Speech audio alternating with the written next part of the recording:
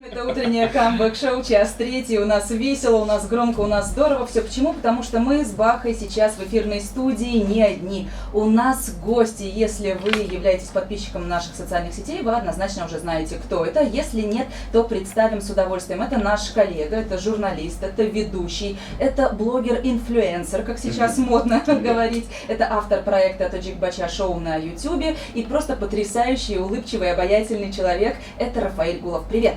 Привет, здравствуйте, всем доброе утро, спасибо, очень приятно за вашу похвалу.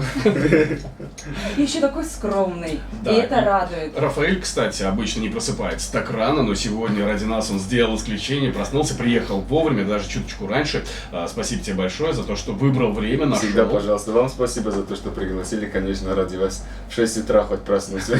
Вот, это замечательно. Здорово и приятно. Вот, кстати, Рафаэль Гулов — это яркий такой пример истории успеха человека, который в свои, извини, что я раскрою твой возраст, в свои 25 лет добился колоссальнейших результатов в сфере блогинга. Хотя начинал Рафаэль совершенно с другой сферы, со сферы обслуживания, и, кстати, он этого абсолютно не стесняется. Да. Рафаэль работал официантом, и мы частенько приходили в одно заведение, где встречали Рафаэля, причем он всегда был достаточно такой улыбчивый, обаятельный, такой гостеприимный, говорит: ребята, проходите. Спасибо. Очень было здорово. Я даже недавно, кстати, вспомнила, как Рафаэль однажды покраснел, когда я пришла просто в широкой кофте, и Рафаэль подумал, что я в положении, и сказал: ой, вы с арбузиком пришли.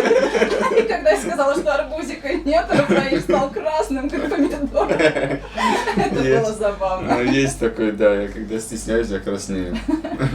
Ну а как все-таки перешел в сферу блогинга? Да, как перешел в сферу блогинга. Получается, я 4,5 года работал на ТВ, и получилось так, что я уже обучался, изучался всему, что там было, и мне казалось, что надо уже выйти на какой-то другой уровень, новый уровень, и заняться тем, чем, например, мне нравится. А телевидение, государственное телевидение, сами понимаете, там какие-то рамки, ограничения все-таки есть. И мне хотелось что-то большего, делать что-то крутое, новое для зрителей, получается. Я безумно благодарен им за этот опыт, который они мне дали. 4,5 года я всему, чему там научился, в итоге, получается, начал использовать в сфере блогинга. И этому я безумно благодарен им. И почему я перешел на блогинг, да, получается? В это время уже набирал обороты YouTube, получается. Это какой год? Это 2017 год. И вот мне всегда было интересно сделать что-то свое, которое будет на YouTube как бы крутиться. И люди уже начинали узнавать об этом, смотреть YouTube. И получается, я где-то год после того, как ушел с работы, 1,5 года проработал в Дубае и периодически прилетал сюда из-за учебы, получается. И вот отснял свой первый выпуск в 2018 году, через год, как я ушел с ТВ, получается. И вот таким образом уже начался путь блогера, можно сказать. А учился ты на кого? Я закончил русскую филологию в Национальном университете. Отлично. А работал ты сначала на Бухаристане? Да, ТВ Бахористан, получается. Детско-юношеский телеканал Бахористан. Было такое, что вот приходил к редактору и говорил: а давайте вот передачу такую сделаем, а тебе нет. Частенько Слишком. было, честно, такое. Где-то после 3 лет работы я там частенько заходил к директору, предлагал какие-то идеи новые, получается. Они как бы не отказали, но говорили, что пока не получится, ну давайте попозже, потом, на рассмотрение. И вот одним из причин, почему я туда ушел, это и было. На самом деле, вот эта рамочность, она очень сильно убивает желание. То есть не то, что желание, а именно креатив. Потому что ты вроде, когда только устраиваешься куда-то, да, ты пытаешься вроде что-то новенькое привнести, а тебе говорят: слушай, чувак, ты не рыпайся, пожалуйста, мы сами знаем лучше, что нужно делать.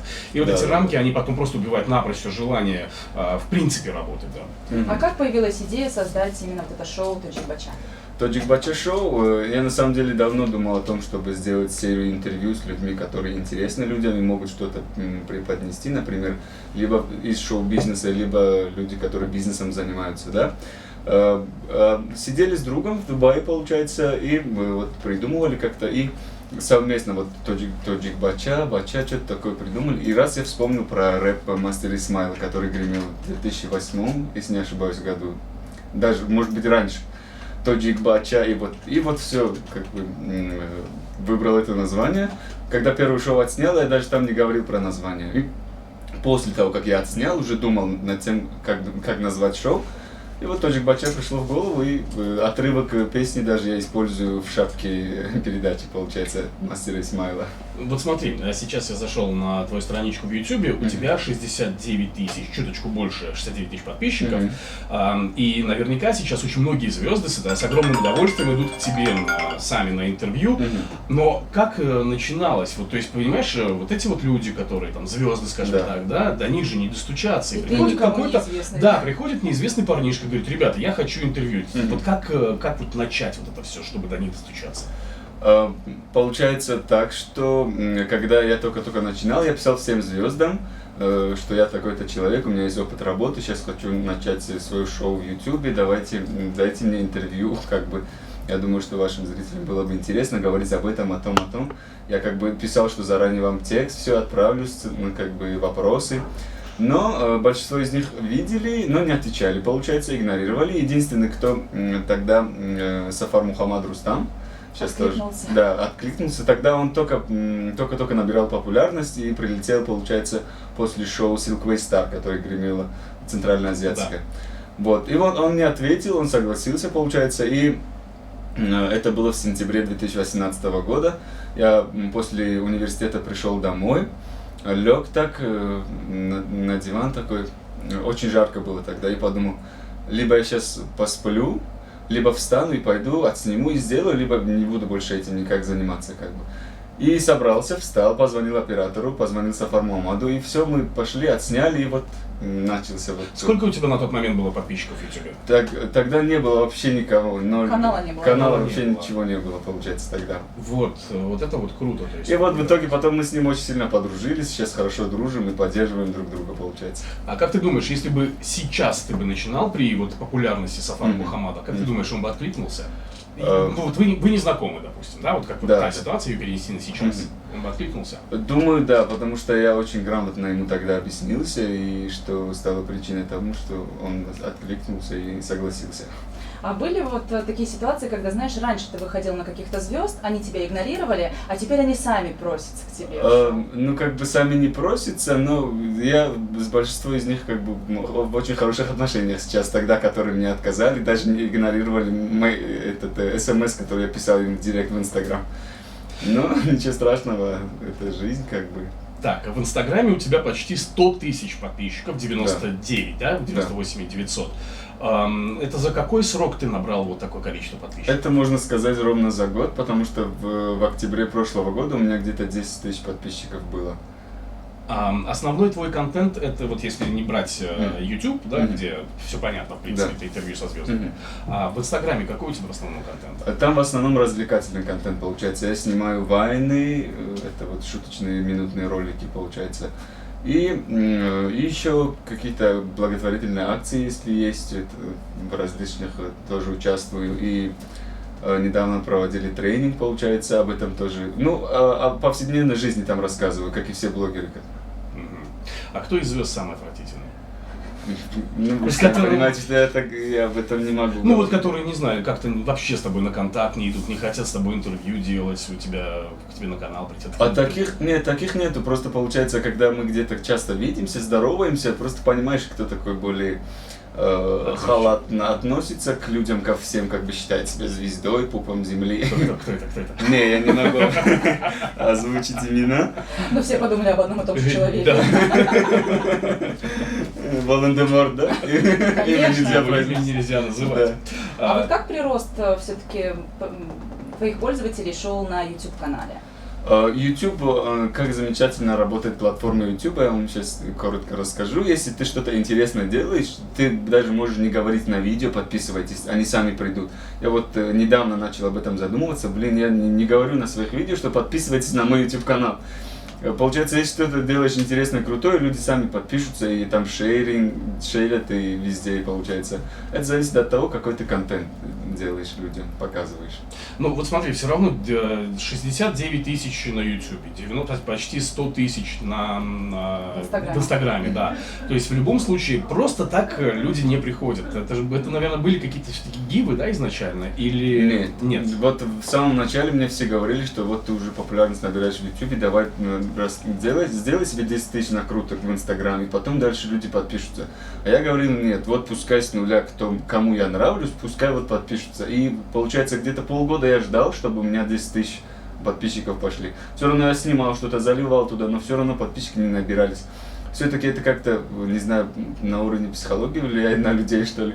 Потом, после того, как я 10 тысяч набрал, и сами люди уже начали подписываться. А GIF, недавно я именно GIF провел, оттуда мне пришли где-то 8 тысяч подписчиков. Потом до этого еще 5 тысяч от другого гива, который совместно мы проводили. Все остальное. За всю историю у тебя всего 2 гива. Да, 2 гива. И это недавно было. Как ты сам думаешь, в чем секрет твоего успеха? Секрет, как бы секрета такого нету, но я думаю, что почему люди подписываются и наблюдают за мной. Думаю, здесь важна индивидуальность, искренность в первую очередь. И потом там у меня очень много звезд, с кем я коллаборацию делаю, получается. И это людям интересно всегда, звезды, как они, что они делают, и подписываются, получается. Рафаэль, а проводишь какую-нибудь аналитическую работу? Например, взял ты интервью, да, у какой-то знаменитой личности, и смотришь, что в принципе прироста нет, просмотров мало. Так, все, значит здесь что-то было не так, и ты пробегаешься там по вопросам, возможно. Что-то подобное происходит? Это было в YouTube-канале, получается, потому что там длинные видео, и иногда, получается, думаешь... То есть это в начале было. Есть у меня 3 видео, где мало просмотров. Это один интервью с Парвизом Назаровым на русском языке. Это основная причина, почему там мало просмотров, потому что изначально я начал как бы таджикский контент вести, и сразу там русский, перешел на русский язык. Это как бы посмотрели, но не так уж много. Самый малый просмотр из всех интервью получается. И еще один интервью до Парвиза Назарова. Но это, думаю, уже гость сам был неинтересным. Кто это был? Давайте не будем именно говорить. А мы сами потом посмотрим, где дальше всего просмотров. Да, друзья, если у вас есть вопросы к нашему гостю Рафаэль Гулов, я напоминаю, сегодня у нас в гостях, вы можете присылать их на Viber, плюс 992 40107, вот есть уже сообщение от Зивар, вы интересный человек, Рафаэль, вот такое вот послание. Да, также вы можете оставлять ваши комментарии в соцсетях, на наших страничках, в Инстаграме и Фейсбуке, где соответствующий пост уже опубликован. Сейчас мы ненадолго прервемся, а потом будем говорить, наверное, и о хейтерах, и о прочих вещах, которые, к сожалению, нельзя вот так вот просто взять и выбросить из нашей жизни. Да, оставайтесь с нами. Утреннее камбэк-шоу продолжается. Напомню, что сегодня у нас в гостях Рафаэль Гулов, блогер-инфлюенсер. Вот так вот его некоторые представляют. Рафаэль, как ты относишься вообще к этому слову инфлюенсер? Я очень даже хорошо отношусь. Я до недавнего времени не мог произносить инфлюенсер, как это произносится. Я не знал изначально, потом кто-то где-то услышал, где-то на интервью было, по-моему, у кого-то, не помню точно. И потом загуглил, оказывается, я сам инфлюенсер. То есть это человек, который так или иначе влияет на общественное мнение? Активно ведет социальные сети и так или иначе как-то влияет на общественное мнение, получается, да. Ну, как бы прямое влияние, я не думаю, что особо имеют инфлюенсеры, но они могут хоть каким-то образом повлиять на мнение человека, потому что они, когда высказывают свое мнение, все-таки, когда большинство людей за ним наблюдают, получается, влияние имеет. Лидером мне сейчас этот мем вспомнился. Ничего не понял, но интересно. Такое часто бывает. Кстати, вот, Рафаэль, многие блогеров считают людьми, бездельниками, наверное, грубо будет, да, это назвать, но тем не менее человек, который просто выкладывает какие-то фотографии и именит себя звездой. А что ты подразумеваешь под словом блогер? Я подразумеваю под словом блогер, это человек, который ведет свой блог, получается. Блогеры бывают очень разными, то есть есть свои направления, свой контент. Есть блогеры, бьюти-блогеры, которые, например, девчонки в основном только себя показывают, там какие-то макияж делают, либо красиво фоткаются и считают себя блогерами. Вот они бездельницы. Возможно, вот их можно к этой части определить, как бы, но все равно я не люблю ставить какие-то клеймо или стигма, как там по-другому называется, да? Это неправильно, думаю. Все равно людям же интересно посмотреть на них, чем бы они там ни занимались, да?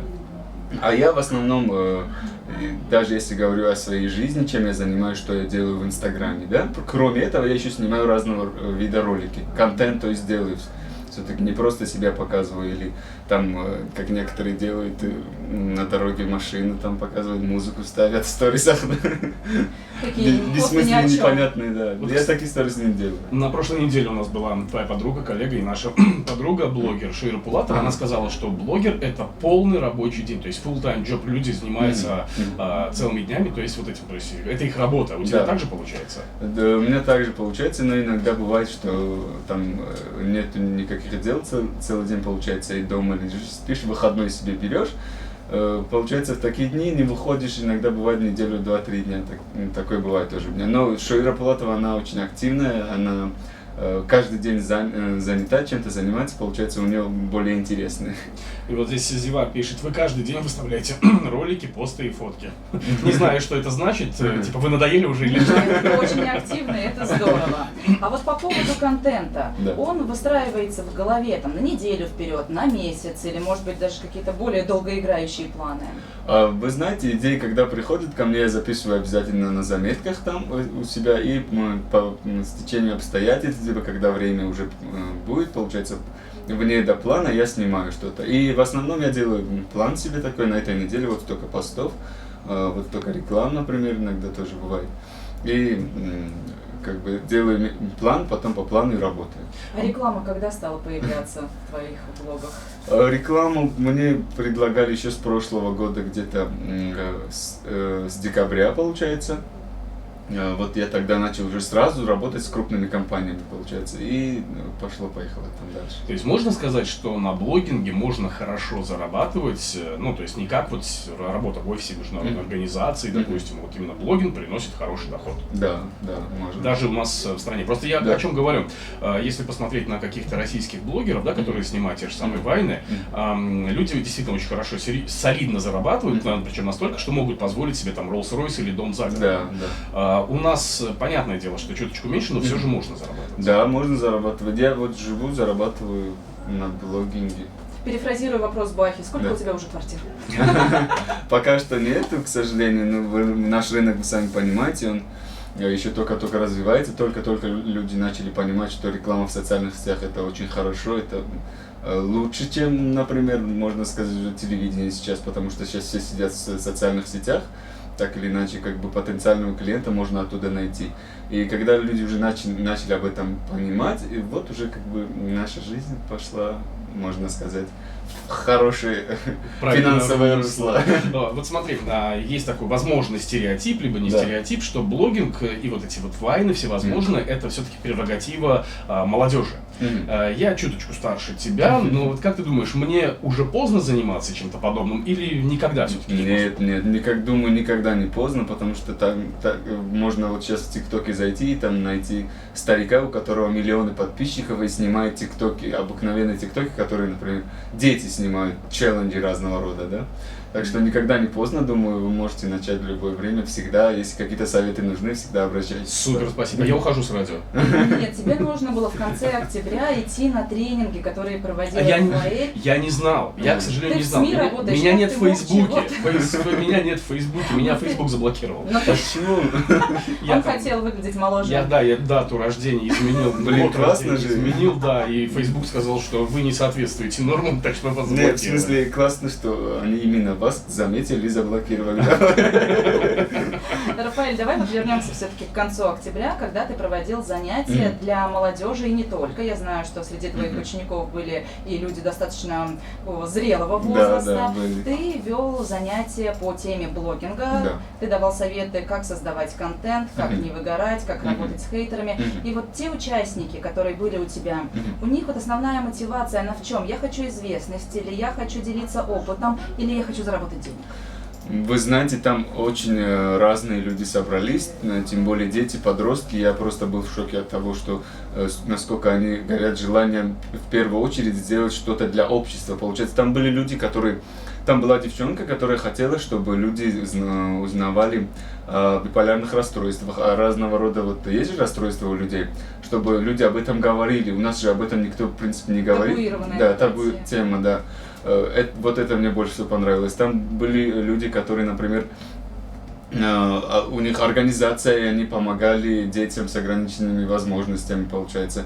И люди были, которые думали, чтобы показать нашу природу, рассказывать о путешествиях, как можно по стране, по нашей стране, как бы провести очень хороший уикенд в разных местах.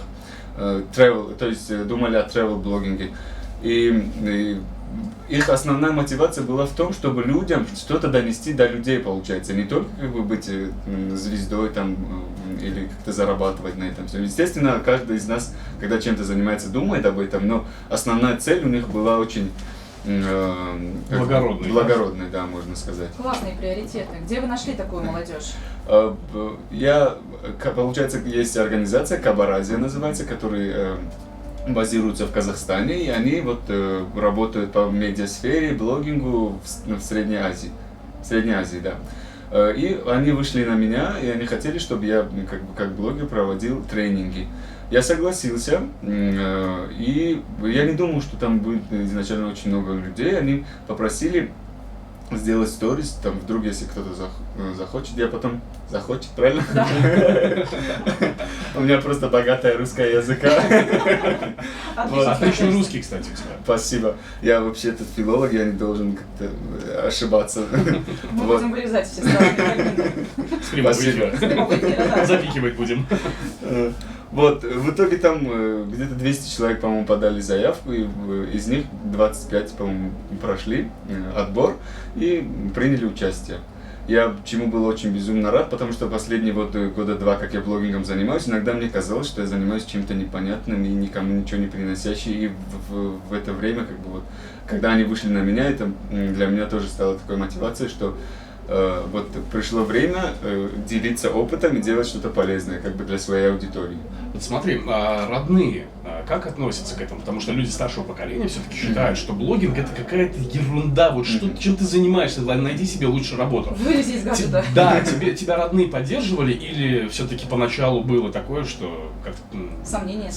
Нет, вы знаете, у меня родные изначально, они знали, что я работаю на ТВ, получается, журналистом, они хвастались этим, и потом, когда я постепенно начал переходить на это все, они у меня достаточно консервативные, можно сказать, в социальной сети особо не сидят, не следят, но уже это было тогда, когда я начинал. Сейчас уже, конечно же, у всех все есть, видят все. Иногда приходится найти каких-то родственников и заблокировать их. Чтобы не подглядывать? Да. Получается, у меня семья со стороны мамы очень религиозная, со стороны отца. И они, я думаю, что они не одобряют, но они мне ничего не говорят, получается, уже как бы понимают, что это мое дело, я этим зарабатываю, работаю, как бы. И никто ничего не говорит, никто ничего против не имеет. Хотя, когда вот была тема рекламы, если помните, с одеялами, да, тогда у меня есть дядя, с кем я очень хорошо как бы больше общаюсь, чем с другими. И вот он мне в WhatsApp какой-то длинный такой месседж голосовой отправил, я такой зашел, вышел и это непрочитанно сделал, и все, да. Я знал, что он уже что-то там сказал, мне хотелось себе настроение испортить. Все-таки сейчас он в России, думаю, когда полечу туда, потом могу там с ним посидеть, пообщаться, все будет нормально. А много приходилось читать литературы, может быть, какой-то тематической? Или это только подсмотр чужого опыта, это только твой опыт работы на ТВ? В основном мой опыт работы на ТВ, получается, я читал, но в основном я люблю читать какие-то психологические книги. А так литературу читал, ну, в школе когда. Нет, а вот если тематическую именно по блогингу, может быть, статьи какие-то? Нет, по блогингу я вот, в основном слежу за другими блогерами, получается, и оттуда что-то для себя подхвачу. И получается, еще в прошлом году был такой, как бы нам проводили 10-дневный тренинг во Львове, в Украине. Отобрали блогеров из Центральной Азии также, и тогда нас обучали вот фишкам Ютуба и как делать кэпшн-видео, ролики, которые с надписями, с текстом, да. Вот там тоже очень многому научились, получается, делились опытом там с другими блогерами. 10 дней было это в конце августа прошлого года, тоже очень хороший ивент, откуда я много чего для себя тоже узнал. А вот тем ребятам, с которыми ты работал в октябре, вот эту информацию ты им передавал? Или Да, она пока да. слишком такая тяжелая? Эта информация полностью, она тяжелая, получается, я изначально им объяснил про то, как, например, писать текст, чтобы людям было интересно читать, например, какие-то фотографии ставить, как, например, снимать видео на минимальных затратах или на телефон элементарно. Вот об этом в основном мы говорили. Слушай, вот если я сейчас, ну не сейчас, там завтра, послезавтра решу заняться блогингом, как ты думаешь, вот твой совет, с чего мне лучше начать? Вам просто надо, я так думаю, что вам просто надо будет сначала месяц только изучать, то есть смотреть, наблюдать за другими блогерами и уже как-то найти свое направление какое-то индивидуальное и делать уже контент. Так как у вас есть опыт журналистики, вам не будет трудно. По поводу контента, должен ли он быть всегда тематическим? Например, да, я выбираю travel блогинг, я путешествую, я делюсь информацией, показываю достопримечательности, и, не знаю, вот та же самая пандемия. Все, я никуда не езжу, и я хочу поделиться чем-то другим, потому что мне надо вот дыры, эти пустоты перекрывать. Или, может быть, просто вот я начала там писать где-то про книги, где-то про семью, где-то еще про что-то, или все-таки надо придерживаться четкого вот этого плана? Нет, думаю, нету там такого четкого определения того, что вот надо вот этим заниматься, чтобы стать успешным блогером. Это всегда зависит от самого человека, насколько вы искренне, насколько вам это все интересно самому, и дальше уже, думаю, у вас все получится. Это зависит от того, от вашего желания в основном. Вот, например, просто смотри, ты ведешь блог, ты берешь интервью с известными артистами, музыкантами, то есть это какая-то творческая, да, сфера, и бац, ты перешел на политические какие-то вопросы или на сферу семейных отношений, психологом заделался. Как ты думаешь, аудитория, она будет в этом плане лояльна или она будет требовать возвращения? Это опять-таки зависит от меня, насколько я это все правильно буду своей аудитории преподнести. Получается, если это будет интересно, они все равно посмотрят. Если нет, то придет другая аудитория, кому это все более интересно, получается. Да, мы, наверное, поговорим о хейтерах, потому что это очень такая серьезная тема для любого блогера, и, наверное, кто-то к этому относится так, ну, если меня хейтят, значит, меня смотрят, значит, я этим людям интересен, но пусть вот так вот. Кто-то к этому относится очень-очень болезненно и говорит, блин, зачем я, может быть, этим занимаюсь, но об этом мы поговорим чуточку позже, мы сейчас прервемся буквально на несколько минут, оставайтесь. Хорошо. Сегодня у нас очень интересный гость, который добился больших успехов в сфере блогинга, Рафаэль Гулов, еще раз привет. Ну вот мы очень много говорили про плюсы блогинга, о том, что это огромное количество подписчиков, о том, что на это можно зарабатывать. Но, как и всего, на свете есть и обратная сторона. В частности, в блогинге есть такие нехорошие люди, как хейтеры. Да? Вот как ни крути, они обязательно будут писать какие-то гадости под каждым постом. Как ты с этим справляешься и как ты к ним вообще относишься? Я уже очень хорошо отношусь. Иногда, когда мне грустно, я захожу, читаю своих хейтеров, и это очень смешно. Поднимает настроение. Поднимает настроение, да. Просто почему? Потому что ты думаешь, вот человек тебя не знает лично, да? И судя по одному ролику, судя по чему-то там непонятно, например, может просто взять и оскорбить тебя. В таком случае я просто не обращаю внимания, потому что любой человек, уважающий себя, просто так другого человека не оскорбит и не заденет, и вообще не будет плохо отзываться или говорить что-то, да? Но так или иначе мы с этим сталкиваемся. Почему? Потому что мы не можем как бы всем нравиться, потому что это нереально. Мы не 100-долларовая купюра, да? Да, 100-долларовая купюра, чтобы всем нравится, да.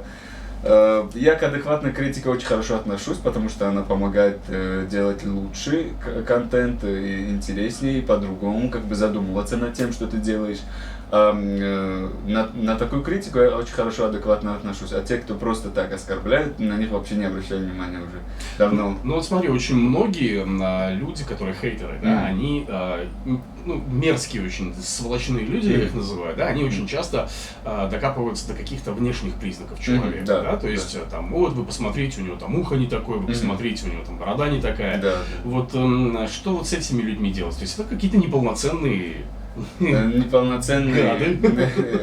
люди, то есть я что делаю? Либо, если очень много достают, я просто блокирую, либо вообще не обращаю внимания, даже не читаю, не смотрю как бы на это все. И это меня не задевает. Раньше, когда я только начинал, и когда только вот была очень хайповая тема, когда я начинал про загадку, которую я задавал звездам, если помните. Вот.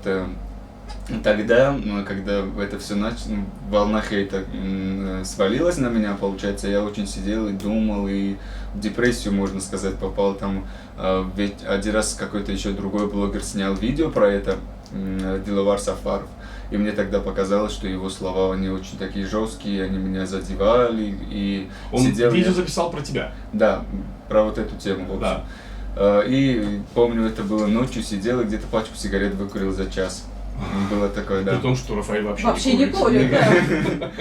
Да, потом бывали такие случаи. Потом постепенно начал уже привыкать к этому, изучать, как относиться к этому всему, и с точки зрения психологии тоже. И все, книги мне помогли, можно сказать, и информация, которая... Вот, кстати, опять же, вернемся к нашей подруге общей, Шуира Булатова, да? Мы периодически отслеживаем тоже ее посты, и когда на нее сваливается вот эта волна хейта, она отвечает всем абсолютно, причем отвечает достаточно, так знаешь, с юмором, да, сарказмом. И вот там вот, правда, уже не хочется дальше ничего писать, каким бы ты хейтером не был. Ты не пробовал отвечать своим хейтерам? Нет, получается, у нее хейтеры, они такие, то есть пишут ей на русском, и там они не особо такие, можно сказать, оскорбительные. А тут, когда прям просто так тебя матерят, ты не знаешь уже, что писать, что говорить, таких людей просто блокируешь. А когда что-то, например, такое говорят, где можно с юмором относиться, я уже пишу и отвечаю в таком случае. Иногда, правда, можно понять, что человек этот юмор не поймет и сарказм не оценит, зачем тратить на него время. Да. И мне кажется, вот здесь еще есть одна такая загвоздка. Ты же изначально работал на ТВ. Да. И я знаю журналистов, которые раньше из печатных, допустим, СМИ, да, переходили в режим онлайн, переходили в интернет, и они очень остро реагировали на обратную связь, потому что раньше просто-напросто ее не получали. То есть ты выпустил какую-то статью, она ушла, ты не знаешь, как отреагировали люди. Ты выпустил передачу, а здесь на тебе, пожалуйста, ты только опубликовал, и все пошло. Отслеживал с самого начала каждый комментарий или просто уже забрасывал? Изначально, да, я все отслеживал, я отвечал всем в директ, получается, тогда еще, то есть писал, почему вы так пишете, почему, типа, это же не так, это неправда. И потом постепенно понял, что это неправильно, так надо отвечать кому нужно. И бесполезно, да? Да, бесполезно каждому сидеть и объяснять, и полчаса там мораль про жизнь объяснять, например. Растрачивать свою энергию. Энергию, время и все остальное, для людей, которые вообще не заслуживают этого всего, например. Да, есть такое, когда я на ТВ работал, тогда как бы ты сразу фидбэк не получаешь, но где-то, если даже кто-то тебя узнает, там с позитивной ноты, типа, ой, типа, Рафаэль, привет, мы смотрим Баговистон, да, все такое, а тут бац, такой выпустил и все. Человек может тебе все сказать, все писать, и ты понимаешь, что это живые люди, это не какой-то бот, например, или какой-то робот, который может написать такое, да? Который в Гугле заходит, там... Вы не робот? Вы не робот. Вы точно человек, вы уверены? Итак, выстраиваем какой-то внутренний блог. И просто для тех людей, которые хотят заниматься блогингом, они морально должны быть к этому готовы. Да, всегда должны быть готовы. То есть даже если там у тебя будет мега позитивный контент, если ты будешь говорить о добром, ярком солнышке и веселых птичках, все равно найдется человек, который что-то не то напишет. Но еще, наверное, надо готовиться к тому, что на каком-то этапе у тебя произойдет выгорание. Да. Бывает такое? Да, конечно, бывает выгорание, когда встаешь и не хочется ничего записывать, ничего делать, просто хочется тупо лежать, либо что-то смотреть и кушать, и вот залипать в телефоне, получается. Когда такое случается, один раз у меня было, что я утром рано проснулся, пошел, начал бегать, и это очень хорошо помогло. Иногда просто ничего не выкладываю в сторис, либо там пост, просто лежу дома, сплю, или смотрю что-то позитивное, комедию какую-нибудь посмотрю, и через пару дней это все как бы проходит. Но в любом случае нет вот сверху какого-то давления со стороны руководителя, босса, то есть у тебя гибкий график, ты думаешь, я сегодня буду королем прокрастинации, сделаю все завтра. Как вот с этим бороться? То есть это уже будет зависеть от тебя, если ты видишь, что у тебя бюджет, как бы деньги кончаются, ты начинаешь задумываться, что ой, у меня вот эта реклама надо закончить, вот там оплата надо, чтобы дело до конца довести, чтобы его получить. Получается, и это все мотивирует уже. Ну, вот это ты сейчас говоришь об обязательствах, да, Да. то есть рекламные какие-то контракты, Да. может быть. Ну, а что касается вообще в принципе денег, Мгм. вот это самый главный, мне кажется, мотиватор. Да, как бы ты ни был там в депрессии или еще что-то, ты понимаешь, так, сейчас у меня там 100 тысяч подписчиков, Да. но когда у меня будет там 300 или 400, у меня Мгм. будет больше рекламных контрактов, Да. больше денег. Да. И вот это, мне кажется, самый такой главный мотиватор. Да, есть такой.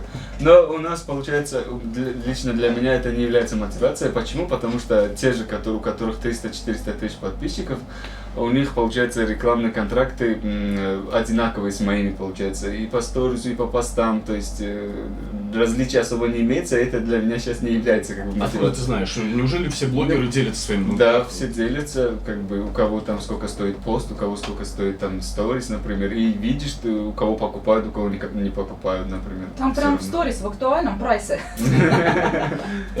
Если не секрет, сколько у тебя стоит пост и сколько у тебя стоит сторис? Ну, про пост, Понятно, что чуточку дороже. Да, не дороже, чуточку, но, получается. видимо, дороже. да, потому что я просто обычные посты не делаю. То есть, если какая-то компания там мне пришлет видео, скажет, вот это выложите, я так не делаю. Я говорю, если вы хотите рекламу, я могу сделать контент-интеграцию, что более, как бы, Интересно и не интересно отталкивает. и не отталкивает, и вам полезно, как бы, получается. Вы фидбэк обязательно получите от этого. То есть, рекламодателям я объясняю. Пост у меня получается ниже 500 US, а сторис выше 100. Что, будешь рекламировать себя на площадках? Все, я говорю, я ухожу с радио, я иду в блогинг. Вот, кстати, по поводу вот такого резкого ухода. Как думаешь, человек, который сейчас захочет заниматься этой сферой, ему стоит бросать свою основную работу? То есть, будет ли хватать у него времени сразу для какие-то... Ну, это опять-таки зависит от самого человека, какой контент ты хочешь делать и насколько как ты планируешь это все реализовать. Если получится, например, параллельно как бы с основной работой работать и заниматься блогингом, было бы классно, потому что пока не наберешь аудиторию, все равно это очень долгий процесс, и рекламодателей, чтобы привлечь это тоже, надо над этим еще хорошо поработать и набрать аудиторию. И чтобы эта аудитория еще была платежеспособной, чтобы рекламодатели выходили на тебя, есть такие нюансы. И к этому прийти займет где-то... У меня заняло где-то полгода, больше полгода, но я думаю, что мне повезло, потому что я так сразу появился и сразу как бы набрал это все, и сразу рекламодатели пришли. А иногда бывает, что люди там год, 2 года, даже 3 года, можно сказать, не зарабатывают. То есть есть контент, есть подписчики, но все равно не зарабатывают. В холостую все, Да, получается, да. идет. Как думаешь, на каком этапе важно определиться с целевой аудиторией своего блога? Это я как с целевой аудиторией, получается, особо не задумывался изначально, просто делал контент на таджикском, и потом постепенно какие-то русские реплики на русском говорил, где-то в сторисах, получается, и набрал более такую современную аудиторию, которая уже это определяется под комментариев. Какие они пишут, например, кто что пишет, ты уже начинаешь понимать, кто тебя смотрит, кто наблюдает за тобой. А возрастная категория у всех, по-моему, почти одинаковая, там больше количество, 18-24. Такая прогрессивная молодежь. Да. Ну что ж, время, к сожалению, летит неумолимо, и нам скоро нужно будет уже попрощаться. Вот Да. кратенько, какие у тебя планы на перспективу, на будущее? Много планов. Хочу записать другое шоу, новое шоу, но для этого нужны ресурсы. Если какие-то рекламодатели сейчас слушают, можете обращаться. Думаю, крутое шоу в скором времени я запущу. На ютубе? Да. Ну, что-то мне подсказывает, что все получится, потому что успех, он у тебя прям вот очевиден, и то, Спасибо. как ты начинал, и до чего ты достиг, это прям очень-очень круто. Самое главное, когда человек понимает, для чего он это делает. Я не просто хочу наварить, Ну да, я хочу да. поделиться информацией, я Да. хочу просветить людей, я хочу внести какую-то лепту в развитие общества. Это, наверное, Exactly. самая такая мудрая мысль, которая должна прослеживаться у каждого блогера. Да. Рафаэль, мы тебе желаем успехов, чтобы у тебя Спасибо. все получилось, все твои планы сбылись, Спасибо. и всего тебе самого наилучшего. Спасибо вам также. Желаю, чтобы, если захотите как-то начать блогингом заниматься, чтобы у вас все получилось. Не думаю, что у вас получится, потому Спасибо. что есть поддержка. Мы блогеры, в принципе, все знакомы, как бы можем там поделиться, шея, все такое, поддержка, все будет обязательно. Я точно теперь этим займусь. Прощайте, наши слушатели. Мы хвостиком за Рафаэлем выходим из эфирной студии. С удовольствием с вами на протяжении 3 часов были Бах Назарбаев. Дарья Христолюбова и последний час с нами был Рафаэль Гулов. Услышимся когда? Услышимся с вами уже завтра, 27 ноября. Любим, целуем, пока. Счастливо! Спасибо.